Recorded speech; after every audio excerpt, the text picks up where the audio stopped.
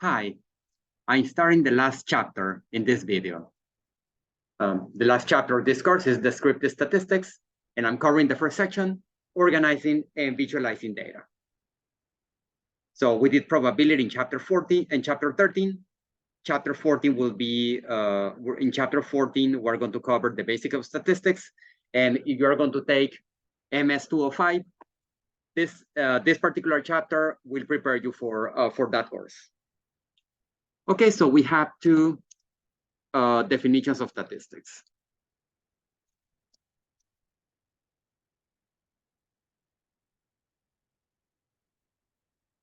The first definition is statistics as a science. So statistics as a science or as a branch of study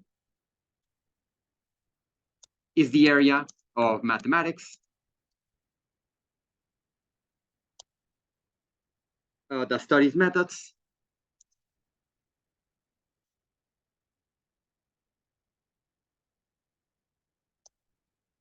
for gathering, organizing, analyzing, and interpreting data. So that's one definition as a branch or as a field of study. And a different definition is statistics as pieces of information or statistics as data. So statistics are numerical pieces of information obtained from a collection of data.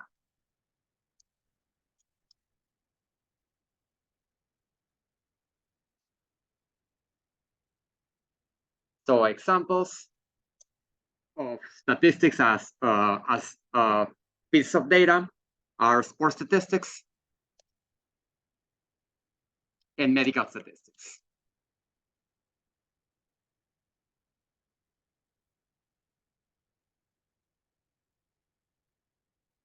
And in a statistical study, we're going to have two important sets. One is going to be the population, and the other one is going to be a sample of the population. Okay, so there are two more definitions.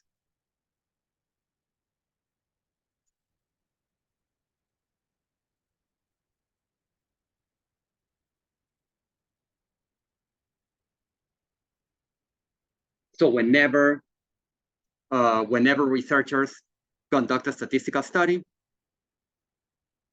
there are going to be two important sets. First, the researcher must identify the set they want to study, and that is called the population.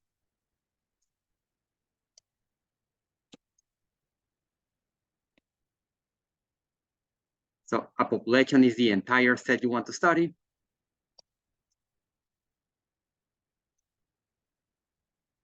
But in practice, it's going to be very hard to study the entire population. So what researchers do is take a sample that represent the population fairly well, or that can best represent the population. So a sample is a set of data. Obtained from the entire population.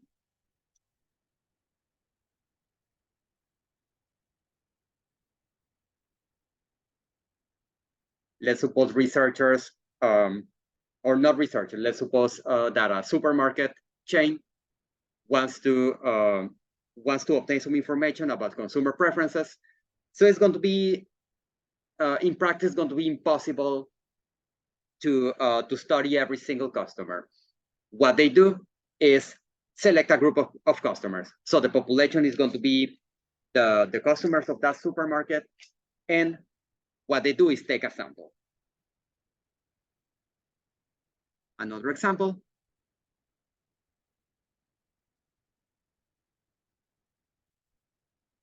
is that researchers want to study the effectiveness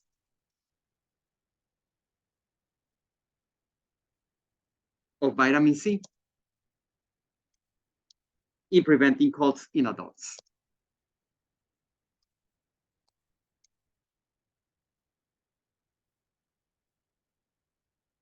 Okay, so what they want to do is, well, obtain the information, but they will not be able to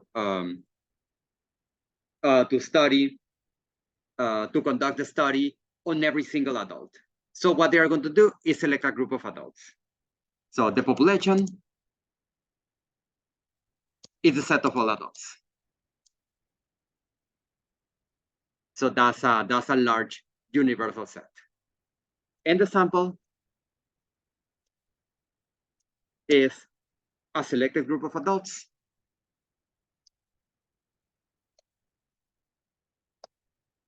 to conduct a study.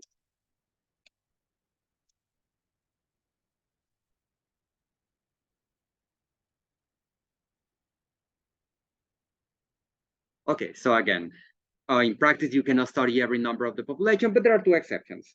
So there are two exceptions.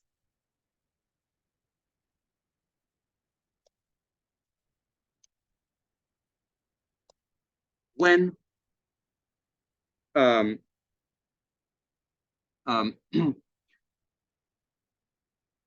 when every member of the population is counted or is studied. One is a census, a population census, because they obtain information from every member of the population. Let's say they do a U.S. population population census. They count every member of the U.S. population. And the other one is an election. The population is going to be the set of registered voters, and they count every registered voter, whether they voted or not. They count everyone. So those are the two exceptions. And two more definitions. The numbers describing the population are called the parameters.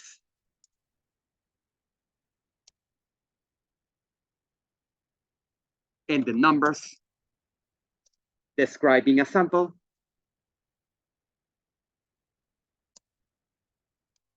are called the statistics.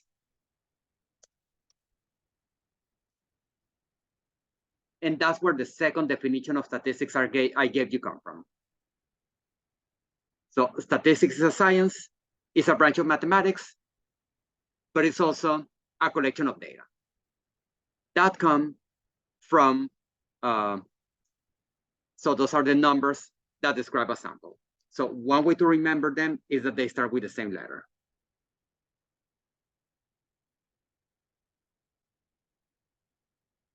So the numbers describing a population are the parameters.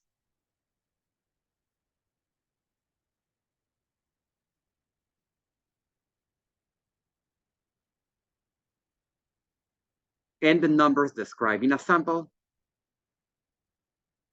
are the statistics.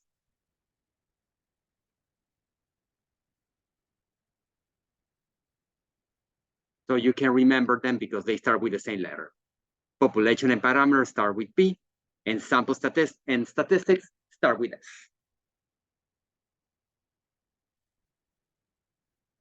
Okay, so I'm just going to read one definition from the book.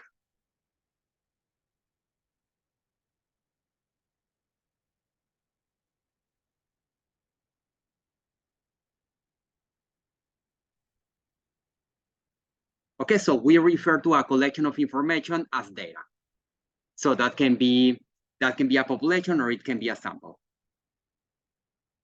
Data can be qualitative or quantitative. Qualitative data consists of information about a characteristic such as eye color or political affiliation. Whereas quantitative data describes a meaningful measurement or a meaningful numerical measurement. So, I usually don't ask my class to copy this,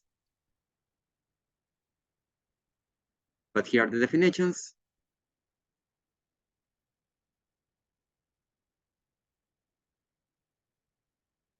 So examples.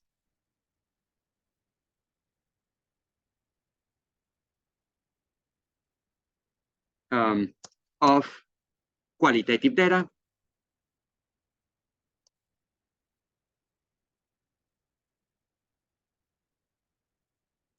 So qualitative, they describe qualities and not quantities. So examples of qualitative data could be colors, good or bad, or can be other things that cannot be counted or measured. Yeah, so those are a couple. And quantitative data. Actually, this course is called quantitative literacy. Could be inches of precipitation, height, and weight. So quantitative data is something that can be counted. And qualitative data is something that cannot be measured numerically. So I color another one. Yeah, another one is political affiliation. Good or bad, or political affiliation.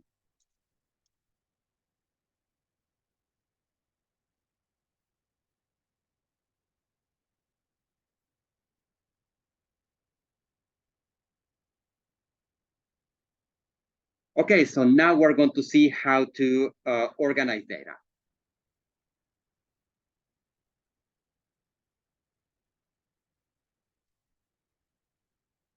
So we will first consider qualitative data and how we can organize the information into a frequency distribution. To construct a frequency distribution, we determine the count or frequency with which each value occurs. We might also be interested in the proportion of times each value occurs. So we determine that we can determine relative frequencies. So let me clarify this.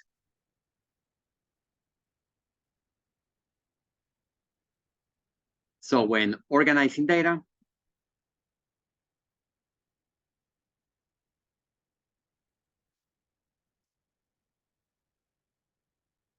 we can organize data in a frequency distribution.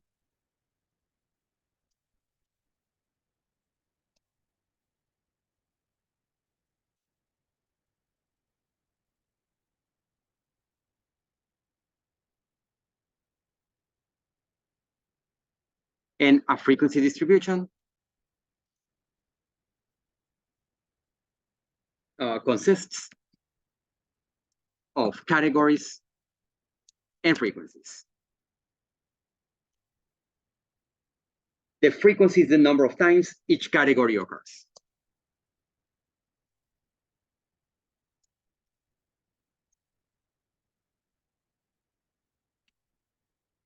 And the relative frequency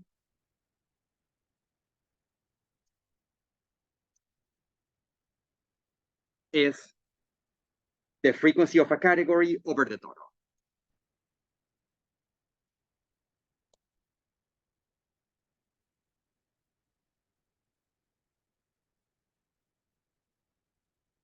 So a frequency table lists categories and frequencies in separate columns.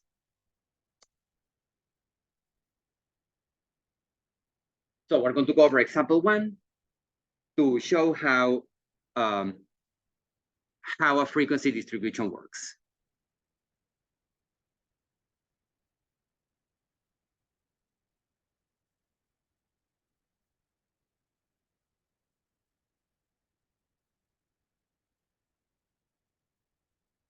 Okay, so this is on page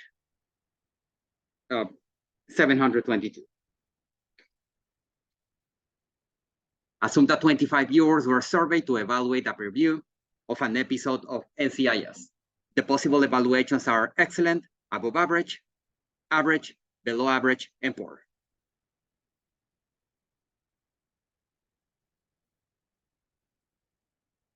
So that's the Well, that's the description of the study. And the next part is in the following page. After the show, the 25 evaluations were as follows. So they surveyed 25 people and they gave their opinion, whether it was excellent, above average, average, below average, and poor. Construct a frequency table and a relative frequency table for this list of evaluations. So first we need to count how many times each category appears. The categories are excellent, above average, average, below average, and poor. So we're going to count each category. Let's start with excellent. So that's 1, 2, 3, 4. Above average, that's 1, 2, 3, 4, 5, 6, 7. Average, that's 1, 2, 3, 4, 5, 6, 7, 8. Below average, that's 1, 2, 3, 4. And there are 2 that I didn't cross or I didn't select, so that's going to be 2. So initially we have the information all over the place. Now we can count the frequencies, and that will allow us to organize the information in a frequency table. So a frequency table will look as follows.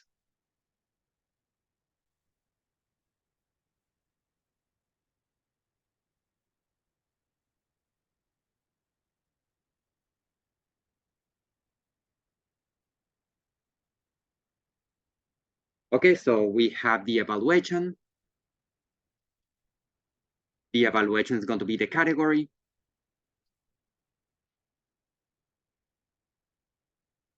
Like excellent, above average, average, below average, and poor. We have the frequency.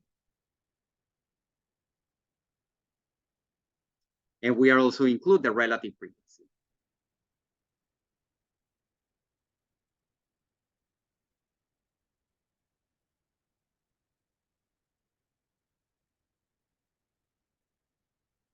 Okay, so the evaluations were excellent, above average, average, below average, and poor. The frequencies were 4, 7, 8, 4, and 2.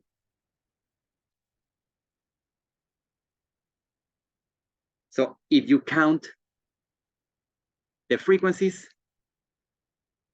the total must be 25. They told you that they surveyed 25, so we can just verify that the total is 25. And the relative frequency is going to be the frequency in each category over the total. And it can be a fraction, or it can be a decimal. So the relative frequency for excellent is either 4 over 25 or 0.16. So it really depends whether they are asking you for a fraction or a decimal. Then the relative frequency for above average is 0.28. The relative frequency for average is 8 over 25. Below average, the relative frequency is 0.16. And poor, the relative frequency of poor is either 2 over 25 or 0.08. So when you count the relative frequencies, the answer is going to be 1. Well, I'm only going to count it once. So the sum of relative frequencies must be 1. So that's our first frequency table, with frequencies and with relative frequencies. And this is what the book did. On the left, well, they did 2 separate tables. They did the table with the frequency, and they did a separate table with the relative frequency. Now, when the data is quantitative, we have options about how we construct a frequency table. We could set up a table with frequencies for each individual table, but for many sets of data, there are too many values on the table that there are so many values that the table would become too large.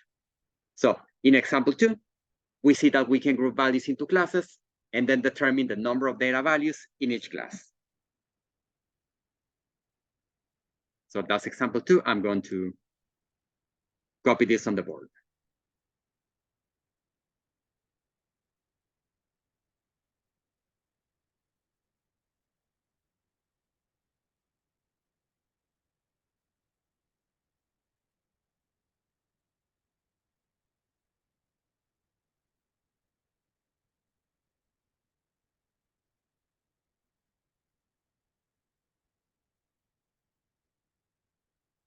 Okay, so that's page 724. Okay, seniors graduated in 2020, missed out on many rotations, and delayed others. So I'm sure so I want to make sure that I'm sharing. So seniors graduated in 2020 due to COVID. Due to COVID, seniors graduated in 2020, missed out on many traditions and delayed others. In one state, gatherings of up to 100 people were permissible during the summer. The data below represents the number of persons at 40 different graduation celebrations held in July and August. Construct a frequency table and a relative frequency table for the data. Now, the problem with doing a frequency table with each category is that many of these values are going to appear only once. So it's not going to be very practical to construct a frequency table. What we can do is bin the data. So we are going to construct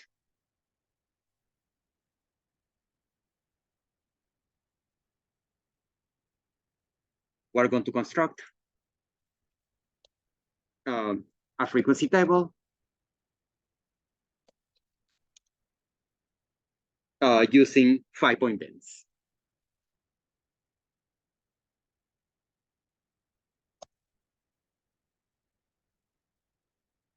And observe that the lowest value is 51. The smallest value is 51. And the largest value is 88. I saw it somewhere. Yeah, 88. Okay, so the bins are going to be 50 through 54. Oh. Okay, so I'm trying to type. Okay, so I don't know what's happening.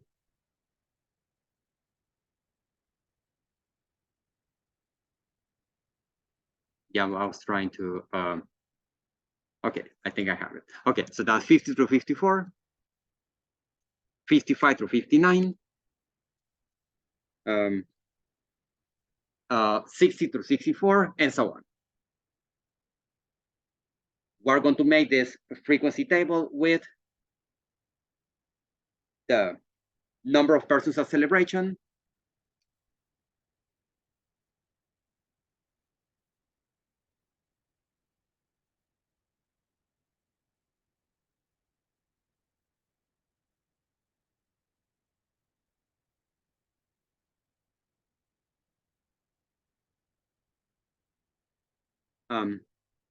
with the frequency,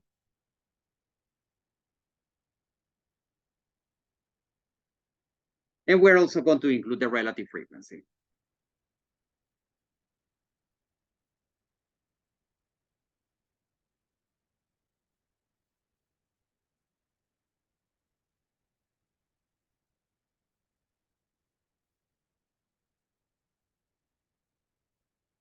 Okay, so we saw that the smallest value was 51, and we're going to bin the data, and the largest value was 88. So we're going to bin the data as 50 through 54, 55 through 59, 60 through 64, 65 through 69, 70 through 74, 75 through 79, 80 through 84, and 89 or 85 to 89.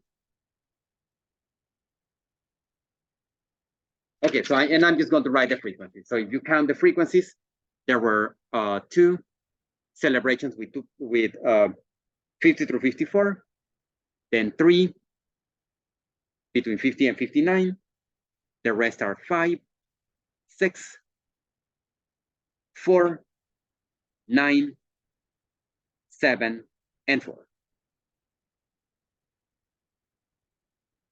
So if you count the frequencies, I'll have to make this smaller. The sum of the frequencies is going to be 40. And the relative frequencies are, I'm just going to write the decimals. The first one is 2 over 40. 2 over 40, which is 0.05. The rest I'm going to leave them, I'm going to keep them as decimals. 3 over 40. 5 over 40. 6 over 40. 4 over 40. 9 over 40. 7 over 40. And 4 over 4. So the sum of the relative frequencies is 1.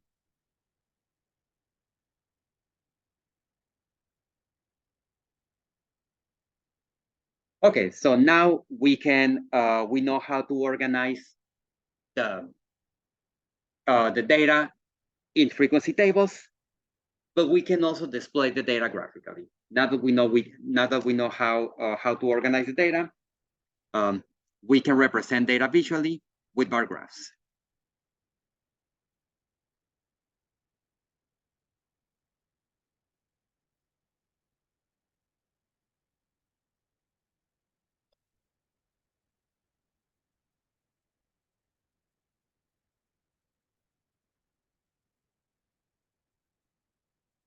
Yeah, and I'm going to read this part.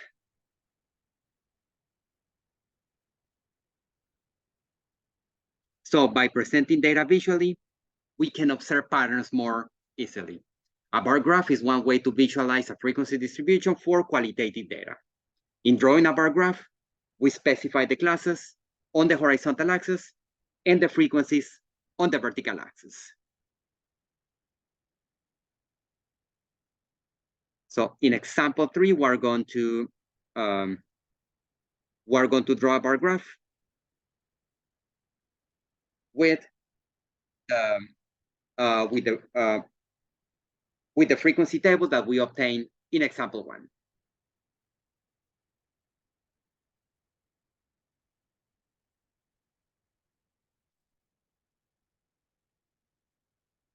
Okay, so you can represent qualitative data with a bar graph. So in a bar graph, the classes or categories are represented on the horizontal axis.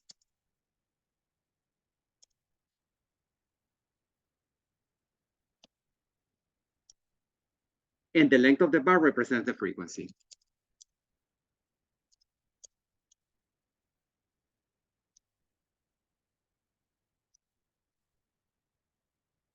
The frequency or relative frequency.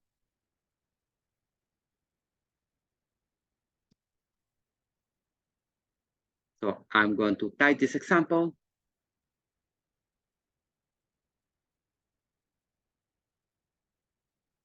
We are going to draw our graph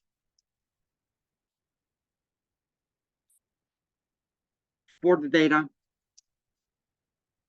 in the frequency table from example 1.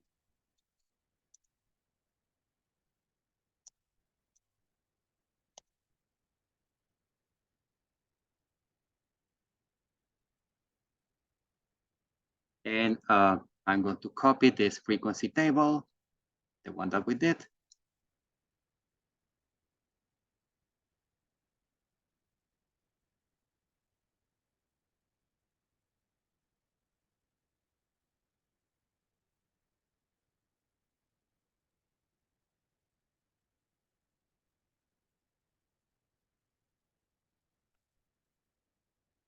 so let's copy that in the next example.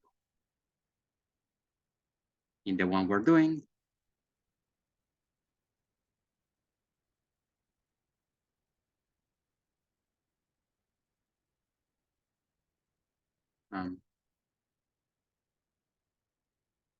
Okay, let's see. Yeah, I was trying to make this smaller. Let's see if we can do it again. Right. Okay, there it is. Yeah, I wanted to make this smaller. We already know the information, but we're going to make a bar graph. Okay, so in a bar graph, the horizontal axis is going to represent the categories. In this case, the viewers' ratings.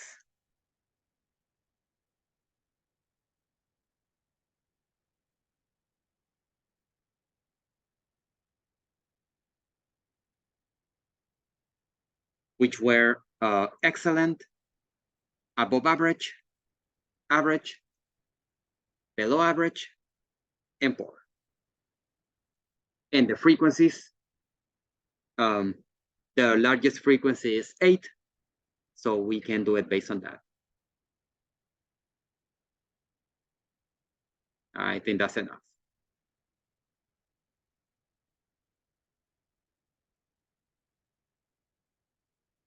Okay, so the vertical axis will represent the frequency.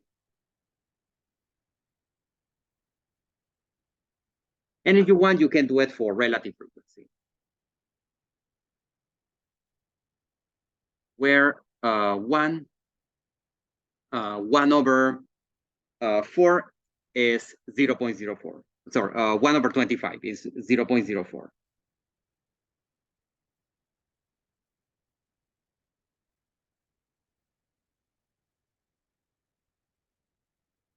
Okay, so that's 0.04.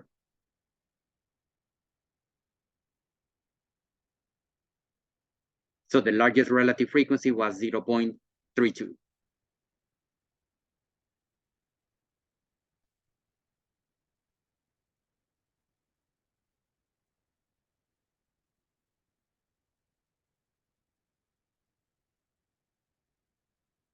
Okay, so this is the relative frequency.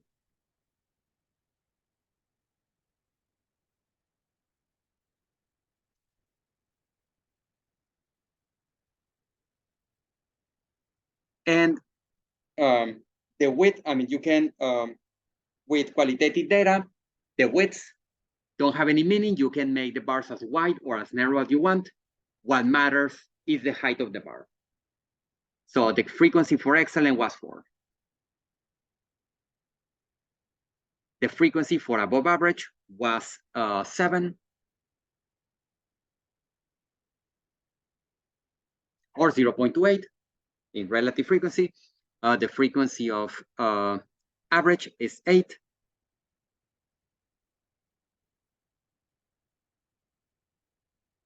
Below average, the frequency was 4. And poor, the frequency was 2. And that's it. So this is our frequency table.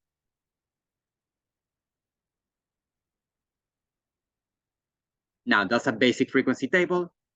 The book does, I mean, on Excel, you can do so many things. In Excel, you can add colors, you can add more to the description. So they show you 3 different things. They show you the bar graph of frequency distribution, that's in part A. In B, they show you the bar graph with relative frequencies. And in the next figure, they show you the data with numbers and with different colors. So with Excel, you can do all those things.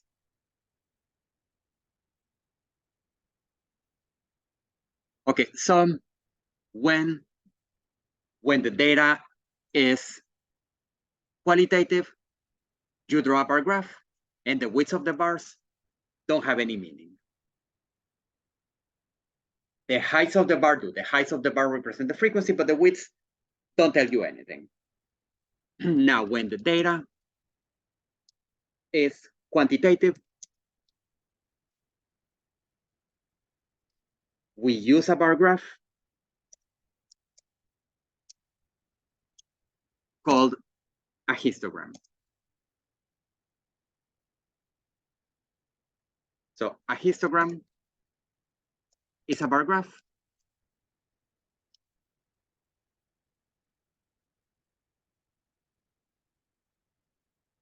where the widths of the bars are important.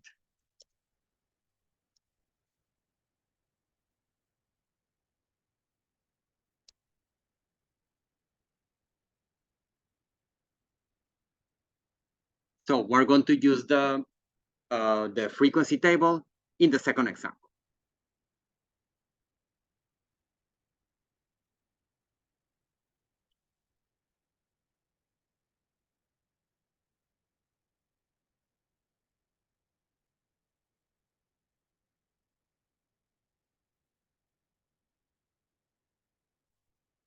Okay, we're going to use the frequency table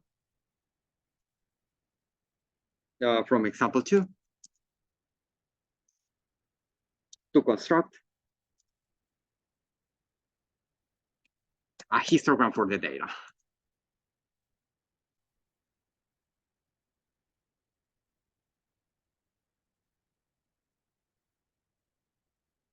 So I'm just going to use the I'm just going to do it with frequencies and not relative frequencies. I'll see if I can copy this to just copy the frequency table. Okay. So I'm looking for this in the book. Okay, so I'm going to copy this part.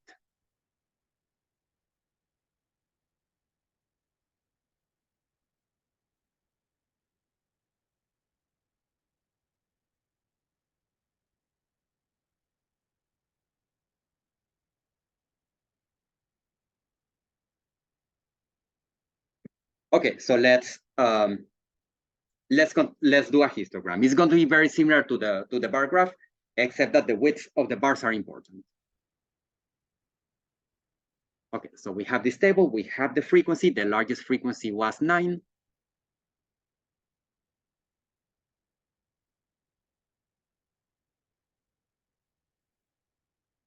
And the number of persons of celebration.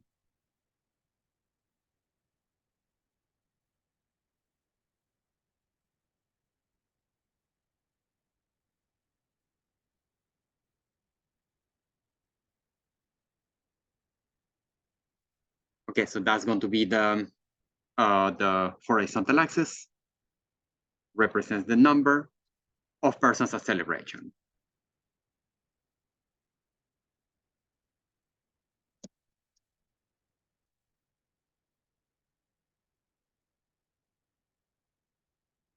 And the vertical axis represents the frequency.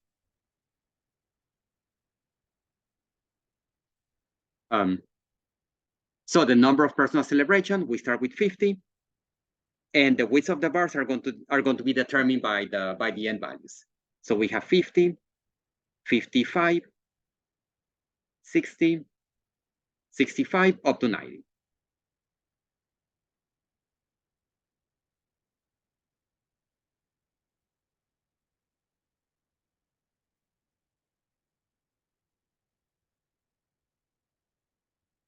And the frequencies are, the largest frequency is 9.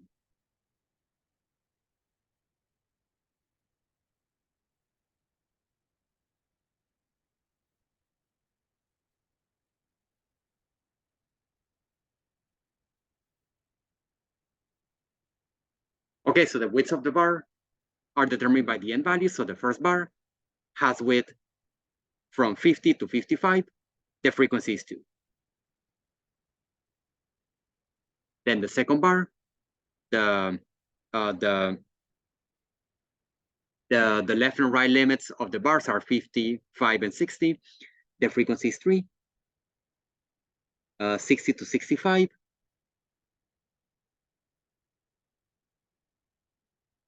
What else? 65 through 70.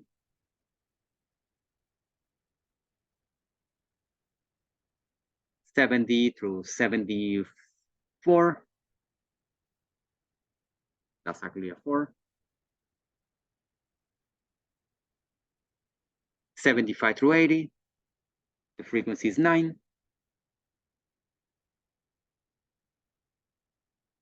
Um, 80 through 84, the frequency is 7.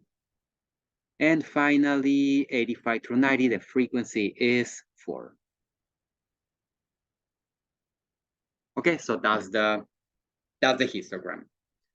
So note that there are no spaces between the bars.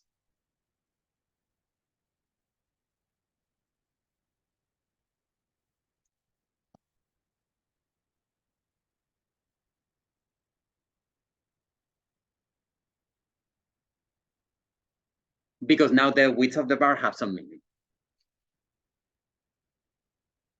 So far, from the data we have constructed a bar graph, but we can do it the other way around. If we have a bar graph, we can determine information from a graph. Okay, so we're going to do example 14 on page 730.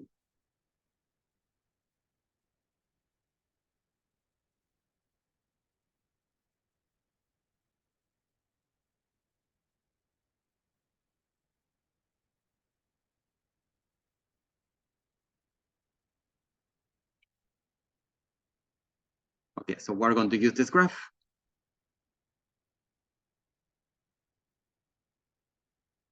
And we're going to answer the questions.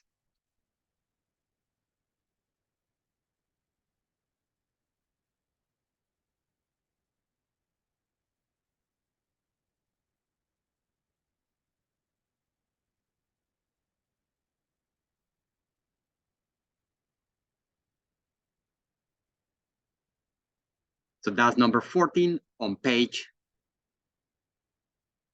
730.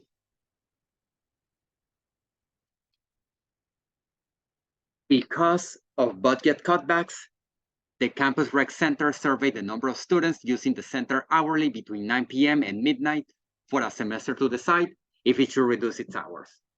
Use the results in the given group to answer the questions. Question number 1. So from this bar graph, we are going to answer the questions. The first question is, what was the smaller number of students in the rec center and how many times did it occur? Okay, so we can see that the smallest number of students was 0. So we're reading number of students, we are reading this. You can see that the smallest number of students was 0, and that's between 6 and 8. So the smallest number of students was 0 students, and it occurred 7 times.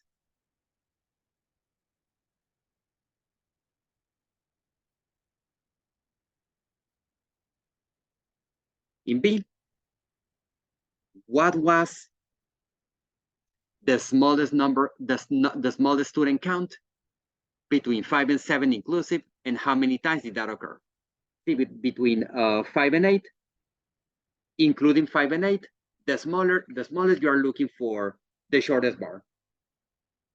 The shortest bar, you can see that the shortest bar corresponds to 7.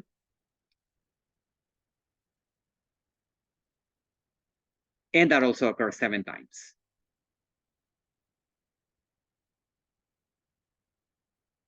For how many hours was the survey taken? Okay, so each student is counted. So it says, using the center hourly. So they were counting each student per hour. So somebody who spent 2 hours was counted twice. Okay, so that's in part C. Each student was counted for 1 hour.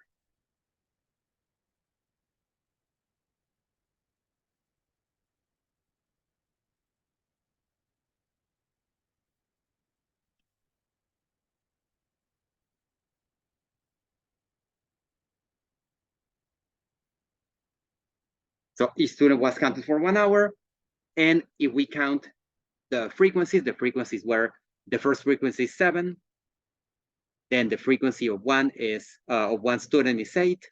So we're going to count all the frequencies. 8, 5. Then we have 8, then 3. The next one is 0. We have another 3, 8, 10, 7, 9, 5, 0, and the last two are 3 and 2. So when you count all the frequencies, you will see that the sum of frequencies is 67. So for how many hours was the survey taken? For 67 hours.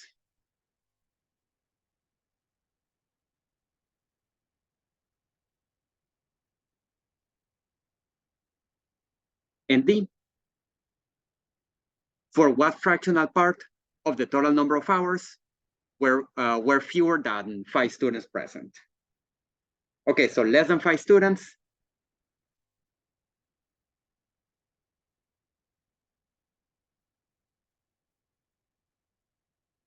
So that's a 5. Fewer than 5 students.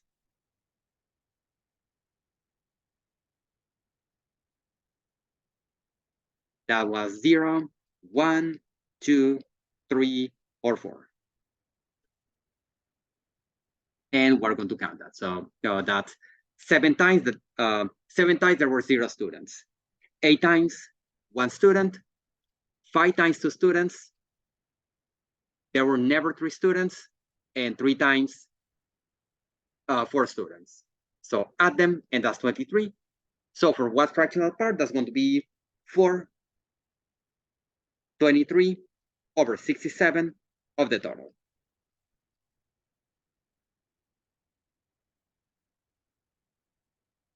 And the last topic is a stem and leaf display.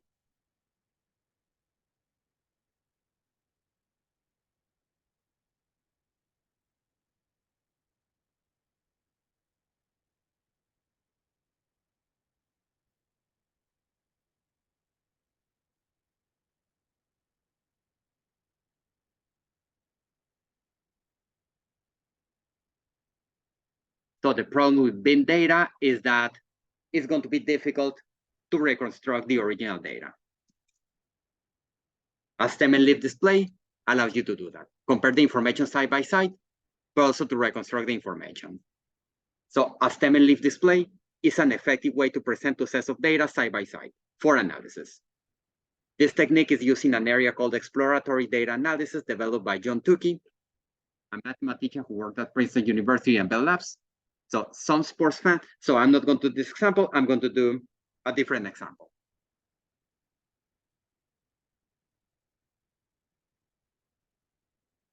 So a stem and leaf display allows you to compare the information side by side, but also a problem with frequency tables with bin data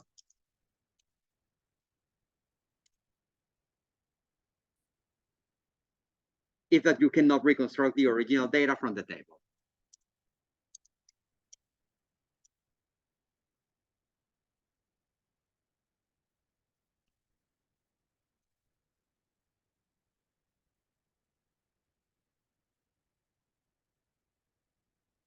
And a stem and leaf display allows you to do that.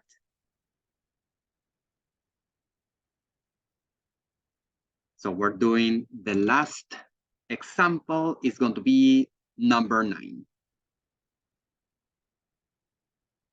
We're going to represent the sets of data on a combined stem and leaf display so we can compare the data side by side. This is on page 730.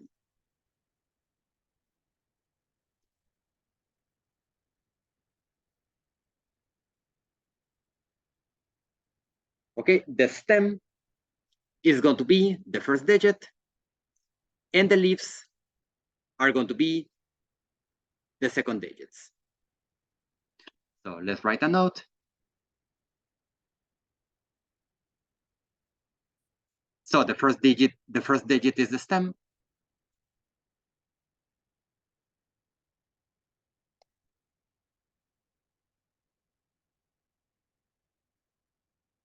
and the last digits are the leaves.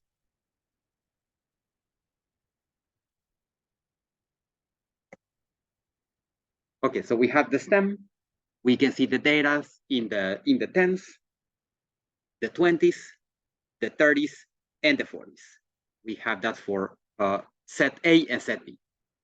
So in set A, we have two numbers in the tens. We have 18 and 18. So we're going to write this as 8 and 8. And in B, we have what? We have 13, 16, and 18. So those are going to be 1, 3, 6, and 8. So now that you have the idea, the leaves in set A, when the stem is 2, are 1, 2, 2, 6, and 9. And in B, the leaves are, well, we have too many values in the 20s. That's 0. What? Oh, and by the way, that was, I didn't write this, but that was 3, 6, 8. And then we have 0, 1, 1, 2, 2, 2, 3, 4, 6, 8, and 9. In the 30s, we have 32, 33, 34, 37, 38, 39, and 39. In set B, we have 32, 33, 33, 38, and 39. And in the 40s, finally, we have, in set A, we have 42, 42, 42, 43, 43, and 47. And in set B, we just have 47. Okay, so this covers section 14.1. Thank you for listening.